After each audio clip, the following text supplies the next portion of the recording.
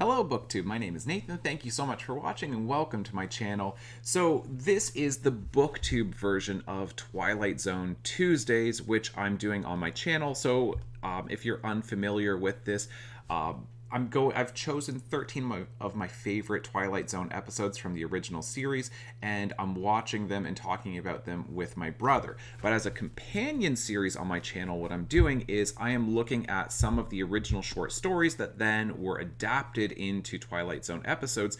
I've got this book, Twilight Zone, the original stories, and most of the Twilight Zone episodes from the original series were just teleplays, original teleplays written by Rod Serling. But there's a good deal of them that were based off of short stories, horror and sci-fi short stories, typically from the 1950s. And so those ended up getting adapted into different versions, different episodes of the Twilight Zone.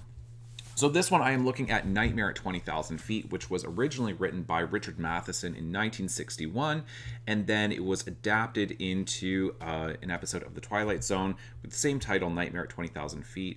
And the teleplay in this case was also written by Richard Matheson. It was not Rod Serling who did that one. It aired October 11th, 1963, and it starred William Shatner and Nick Kravitz, I believe. So if you have not seen this episode, then I do recommend that you either watch the episode or read the short story. Otherwise, this won't be terribly useful. And really what I want to do is I want to talk about some of the differences between the TV episode and the short story, the source material. So for the most part, this is following the same plot as what you get in the TV episode, and then I am spoiling things here. As far as the ending, it's essentially the same ending as the TV episode. However, what's different is, and this might not seem that notable, but the protagonist of our story, let me just double check his name. It is Arthur Jeffrey Wilson. And he's traveling alone. Now, he is married. He does have kids. So all of that fits in with the show. But the difference between literature and film or television is that you can achieve different things in literature than you can in film or television. And most notably, you have a narrator who's telling you a bunch of stuff, which ultimately, because they can tell you internal thoughts, they can provide you with some internal monologue of the characters. And while you can do this in film and television, it doesn't work as well because then you just get the protagonist talking through things and you get that inner monologue.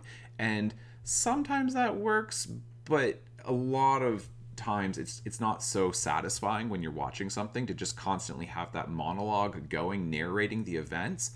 So I think for that reason, in the actual television episode, the Matheson figured I should probably have his wife travel with him so that way you can get dialogue instead of the inner monologue of Arthur Wilson going through, talking about what he's thinking. And so that's one difference.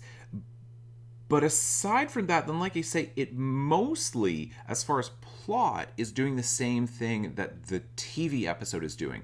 What is different, though, is that you get this really interesting theme going on in the short story, which is maybe vaguely alluded to in the television episode, but there's not much. It's so embedded. It's such a subtextual line of dialogue that I don't think it's apparent to many viewers unless you've read the short story. So the theme that you get in the short story is that our protagonist here, Arthur Wilson, he is struggling not just with mental health issues, he is struggling with depression and suicidal ideation. So he is seriously struggling with these thoughts of taking his own life and imagining whether he's taking his own life or not, fantasizing about himself dying, which informs so much about the story. And the story, this whole question of madness and is he really crazy, because you do have both, I believe, in the TV episode, and then at the end of this, then you have the comment of, I want to see if I get it Right. Nuttiest way of trying to commit suicide I ever heard of, said a voice somewhere. That this idea of he wasn't trying to save everyone on the plane. He decided that that was how he was going to take his own life, by opening up the emergency exit door and, flinging himself out into the night. Now, we know that he didn't do this because he does take the precautionary step of putting on his seatbelt and tightening it. So we know that he doesn't actually intend on flying out the window. But I want to show you the themes that you get in this. So this is just on the second page of the short story. Then he's on the plane. You can see that he does not enjoy flying. And it says, Wilson looked out through the window at the leviathan glitter of the terminal. By late morning, he thought, showered and cleanly dressed, he'd be sitting in the office of one more contact discussing one more specious deal, the net result of which would not add one jot of meaning to the history of mankind. It was all so damned. And then you get an M dash there, and then it goes into the next paragraph because the engines interrupt his train of thought. But basically, he feels like, at the very least, his career is completely meaningless. What he's doing on Earth is not making any difference whatsoever. It's just this empty, hollow existence, and he's not getting any fulfillment from this whatsoever. So he's the whole purpose of him traveling, going, why am I even doing this? What's the point of all of this? You get that on the second page. And I say the second page, but really it's not even the second page, because the first page, it starts halfway down. So that's the first moment of this.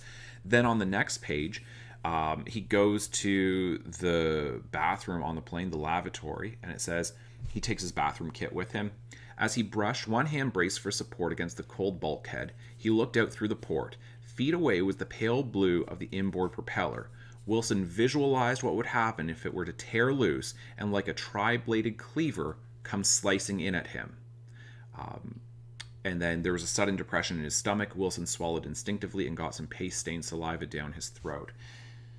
He's in the lavatory. He looks out. He sees the propeller, and he just fantasizes, whether it's a nightmare, whether it's a good or bad fantasy for him. In any case, it is a fantasy. It is a daydream of that propeller coming unhinged, which is exactly what the monster seems to be trying to do something to the propeller, to the engines, right? And then just comes flying at him and picturing it. Then, just a couple paragraphs later, it talks about how he has this pistol with him because, and you get the explanation. So in the TV episode, that he gets it from a police officer who's traveling on the plane, but in this case, he just carries it with him all the time, and that's significant. It says, he sat staring at the oil gloss symmetry of the pistol. He carried it around with him for almost a year now. Think about the TV episode. A year ago, he had this mental breakdown, and now in the short story, in the original, and Matheson is the one who adapted it. So think about that Matheson intentionally put that into the TV episode, knowing what the short story is doing, because he wrote both. So a year ago in the TV show, he has this, mental breakdown, whatever it is. And in this, he starts carrying a pistol. He started carrying it about a year ago.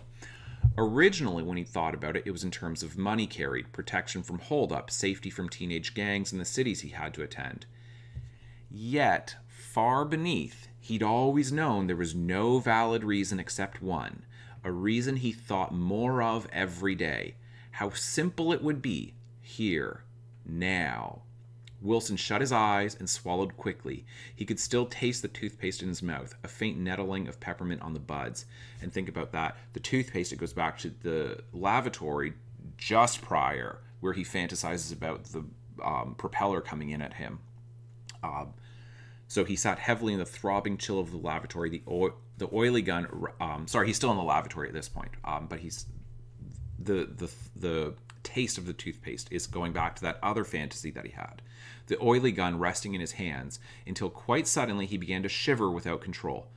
God, let me go, his mind cried out abruptly.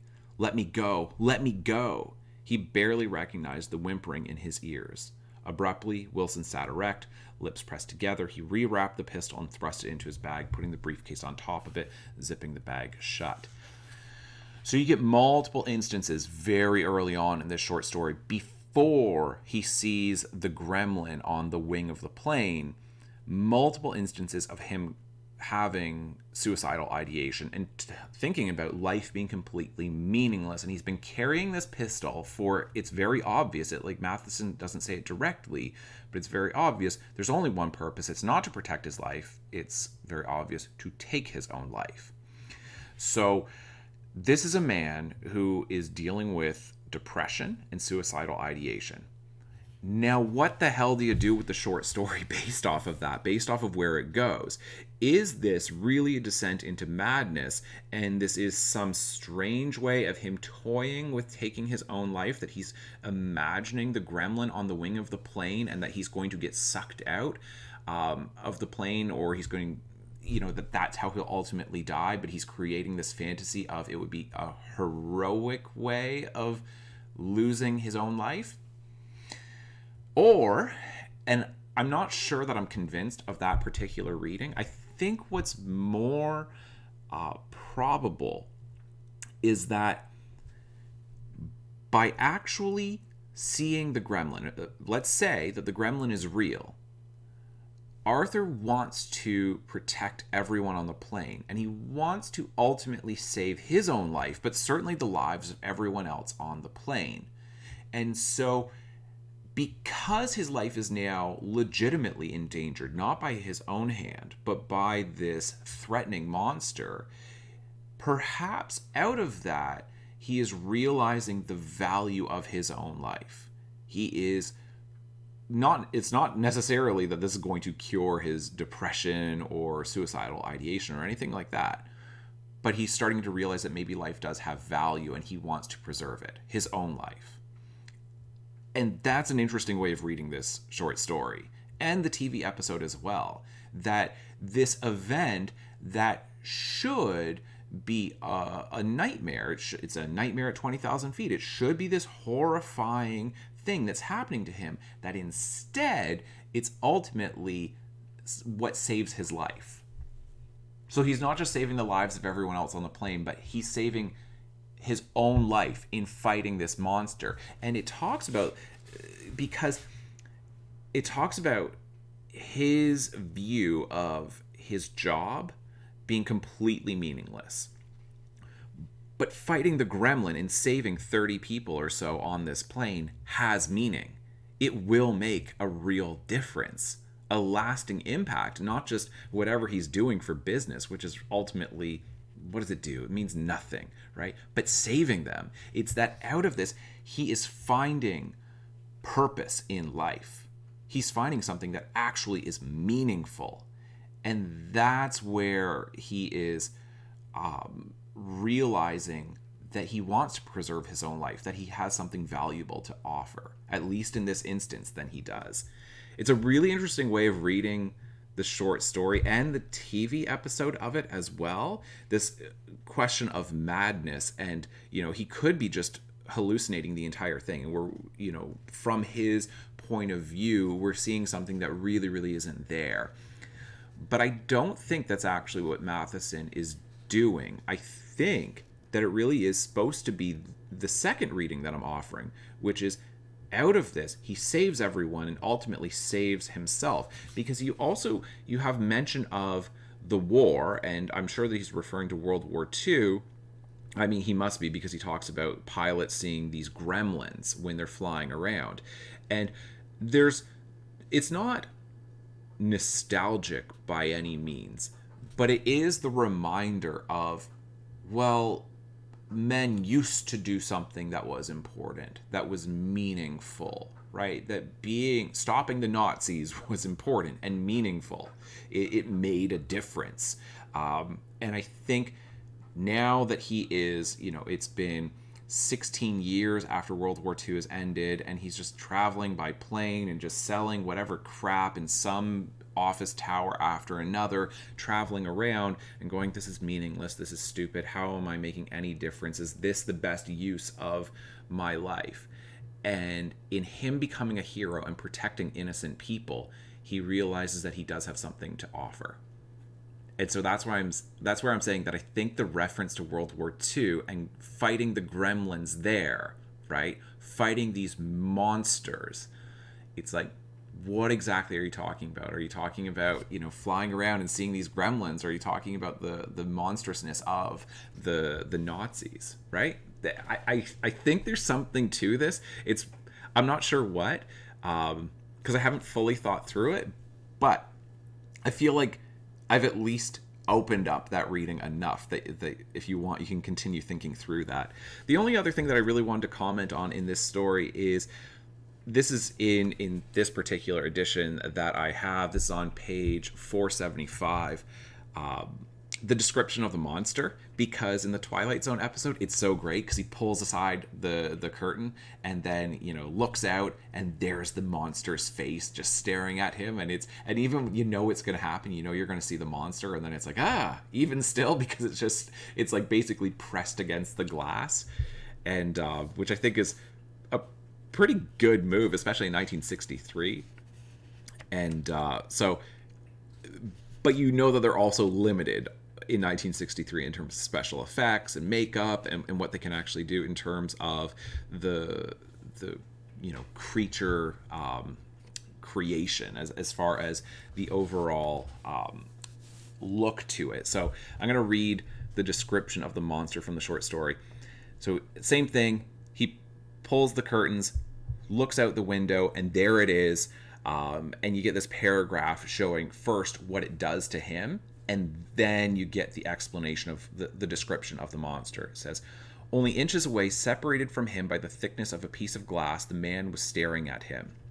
It was a hideously malignant face, a face not human. Its skin was grimy, of a wide-pored coarseness, its nose a squat, discolored lump, its lips misshapen, cracked, forced apart by teeth of a grotesque size and crookedness, its eyes recessed and small, unblinking, all framed by shaggy, tangled hair which sprouted too in furry tufts from the man's ears and nose, in bird-like down across his cheeks.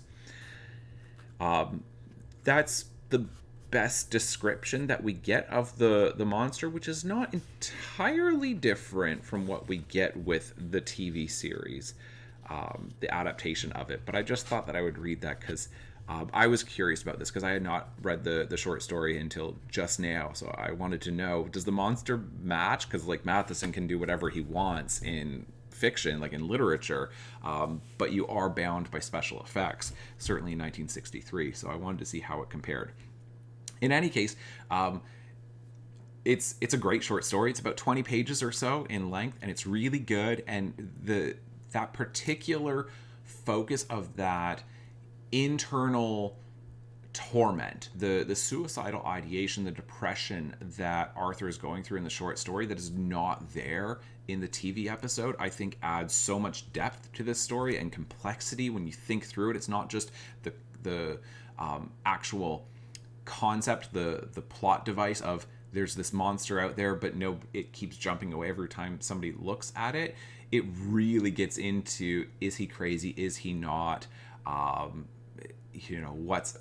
Is he imagining this whole thing? Why would he be imagining it?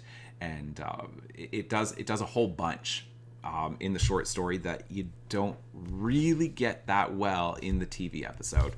In any case, if you've read that before, then feel free to comment on it, or or just from the TV episode, and to compare the two. And so I hope that you enjoyed that. I'm going to keep doing these with the few other short stories that I have with this series. So thank you so much for watching, and feel free to subscribe and like and all of that stuff. I'll see you next time.